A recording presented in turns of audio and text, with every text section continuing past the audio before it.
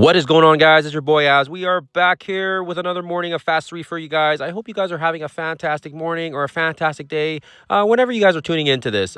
With Marvel Strike Force, there's always so much going on, so I usually do these to kind of help keep you guys in the up and up, and hopefully it gives you guys a little bit of a reminder or even a head start to the, to what's to come here. Especially before the reset here. First and foremost, we do have, if you guys haven't already had a chance, there was a new Marvel Strike Force YouTube video released yesterday, and if you watch the whole thing, it was a Champions, showcase or highlight video, what do you want to call it? But if you were paying careful attention to it, you will see that there is the introduction of the Gear 21 that's coming here. It looks a little different from what I pictured, because if you go into Blitz and you go into those like 4.0 modifier battles and you kind of get into like the highest modifiers or whatever, is it 4.0, 8.3? I don't know. I'm trying to remember some numbers here, but yeah, usually it was like with 3 rings. So this one was different, but in the screen shot there, you guys can kind of see that it is kind of you can kind of tell it's not Gear 20. It looks like it's something different. So that just shows us that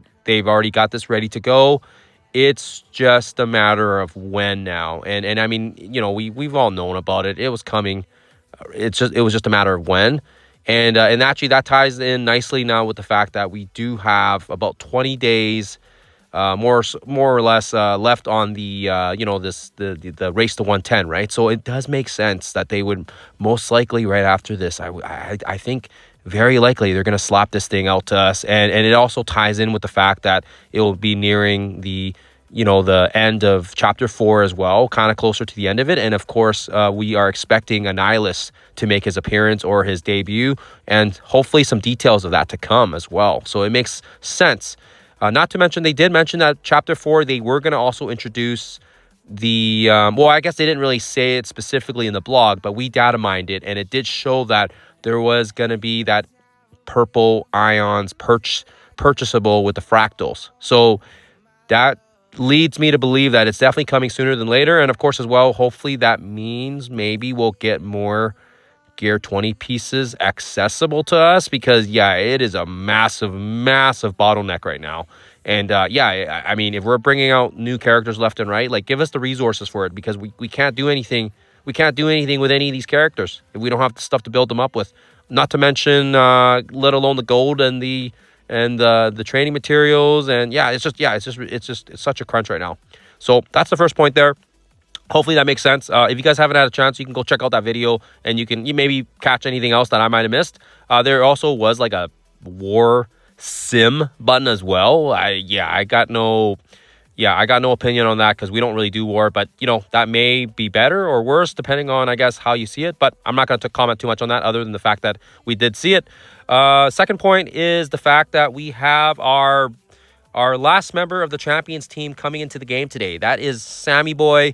He is. He's going to be coming into the game here, and I'll just quickly mention a few things regarding his release. Usually with new characters, he's going to get that that 7 red. So make sure you're using your 7 reds to get him unlocked, because a few times I missed doing that, and I had to basically open like 1,000 red star 7s just to get that specific star for that character. I forget which one it was, but it was like one of the early characters from like the Vigilantes. I forget if it was like Silver Sable or no, it wasn't Silver Sable. I think it was Hitmonkey. And I don't know how I missed it. I think with everything going on with the negative zone, and there was that Odin leaderboard and all this other crap, I just forgot to open the 7 red, and then I had to pillage through like 700 orbs just to get him. So make sure you guys do that. He is coming into the game today, and as well, when he is coming into the game, you can purchase his shards for 675 power cores if you got cores for it.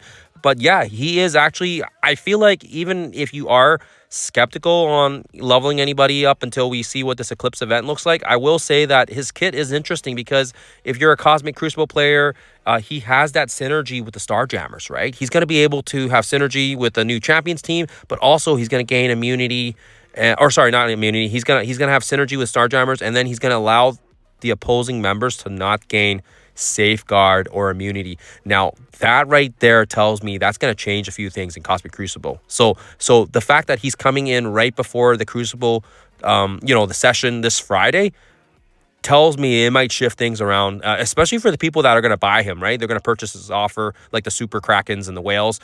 That may actually end up putting, another spin on the Starjammers, right? And adding value back to that team. So anyways, food for thought there. And of course, as well, if I think in his raid ability, he allows, he's got a lot of unique, cool abilities. Like he applies safeguards, defense up. Lots to do with this character. And he looks, his overall kit looks pretty awesome. And actually, his stats are pretty good, too, in the game when I checked it out. He's top 10 in terms of, I think, damage. And yeah, he's pretty good. Him combined with Moon Girl are going to make a nasty pair. So make sure, if there's anything to take out of this, just make sure you guys open up those 7 reds if you can. Otherwise, it's just a pain in the butt to get them.